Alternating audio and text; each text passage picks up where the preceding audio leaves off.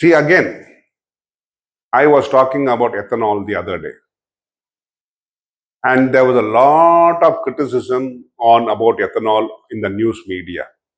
Especially, you have the what you call it, the WhatsApp media.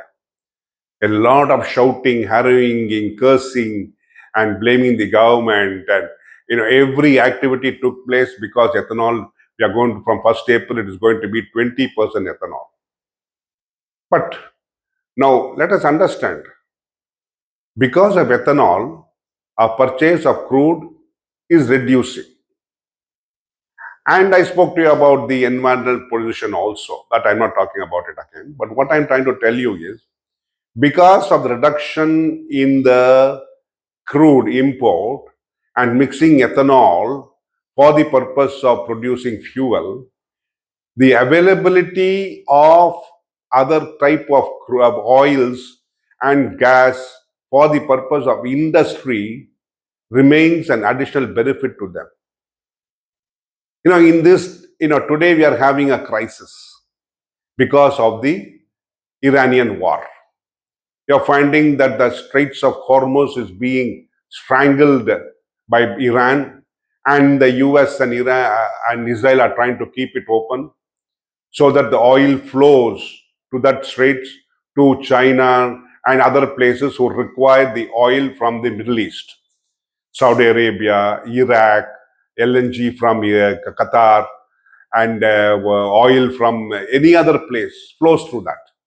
Nearly 30 to 25% of the world's oil flows through the Straits of Hormuz.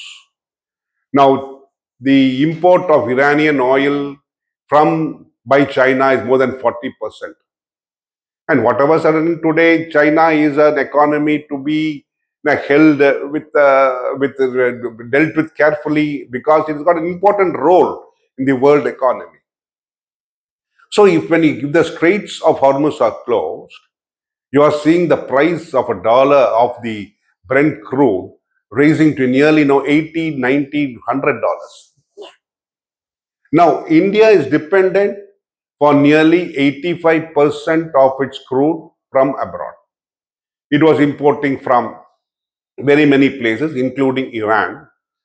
But it has now, today, it is going to be in difficulty because of the reason the prices of crude has gone up. Not only that, they are going to have lesser crude oil available until the war stops or some miracle is going to happen. And so we are going to back to purchase of oil from Russia.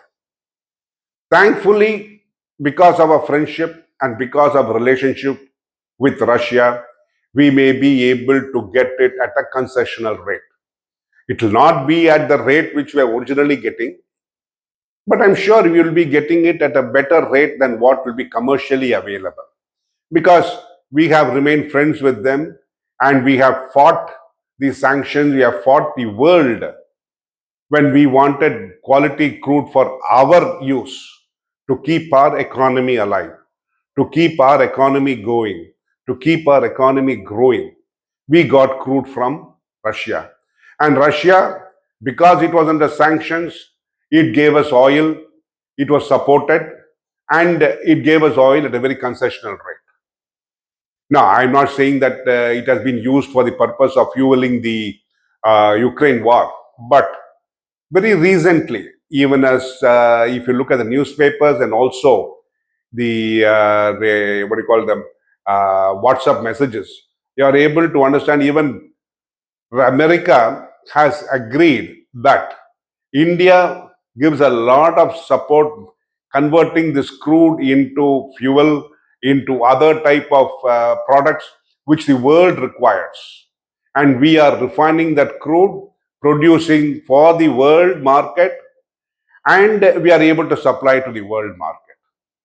So if suppose India gets a lesser amount of crude, the other type of fuel supplies which are available for the world from India will also reduce. If that happens, the prices are going to rise. And prices rise, now there's going to be what is known as the domino effect.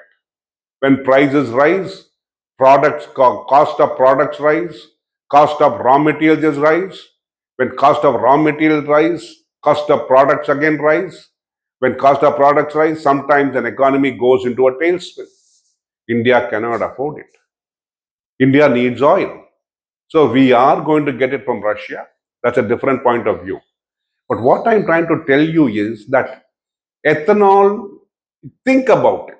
Ethanol now saves when we get 20%, that means to the extent of 20%, you are able to save a little bit of oil because by mixing that, you are able to reduce the consumption of oil for the purpose of fuel. But it can be used for other purposes.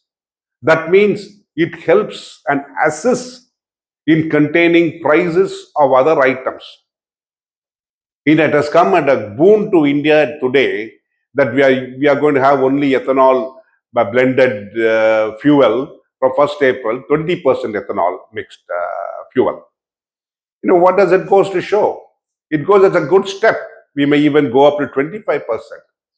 With that 25%, we will be having fuel. Old cars may get affected. Old vehicles may get affected. But that is also being for the good because buying new cars increases the production of items and we will be having a better developing economy. Instead of being a developing economy, we will be going into the realms of a developed economy.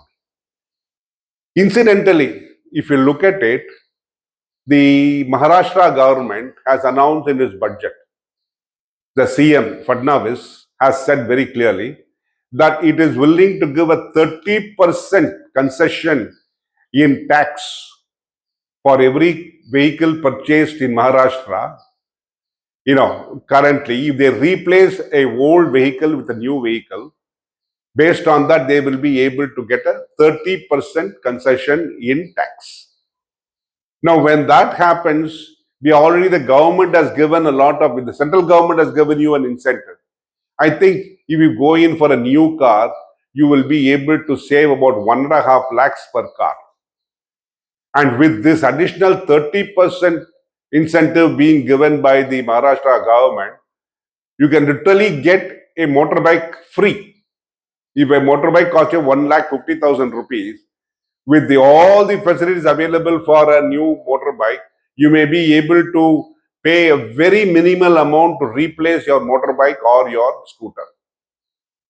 And with the government looking at once again to increase the facilities for increasing the production of motorized EV-based motors, EV-based cars and scooters, there will be additional incentives available.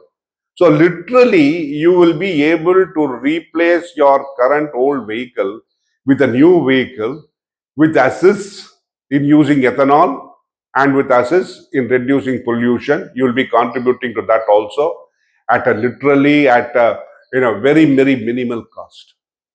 So, we have to think differently. You can't keep on thinking, no, it will continue, we should do only that method. That is what I'm trying to highlight here. From the first 3 videos which I started off just now this quarter, was that we should think differently. Think differently provides for so many things for you. You may be, it may look foolish for others because they can't think like that. You think differently. People look your things, you'd be, what is this idiot is talking about? What is this foolish fellow talking about? How can it happen? It cannot happen in India. There in US, you have these facilities. In Germany, you have these facilities. In India, you have the bureaucracy. You have the political influence. How can we do something? It has happened. People have achieved so many things. If we kept on thinking on the same lines, Kalyani and Tata would not have developed the indigenous converting the Bofors gun into a movable gun. Just imagine that you are having, India is one of the very few countries to have an artillery gun which can be moved from one place to another.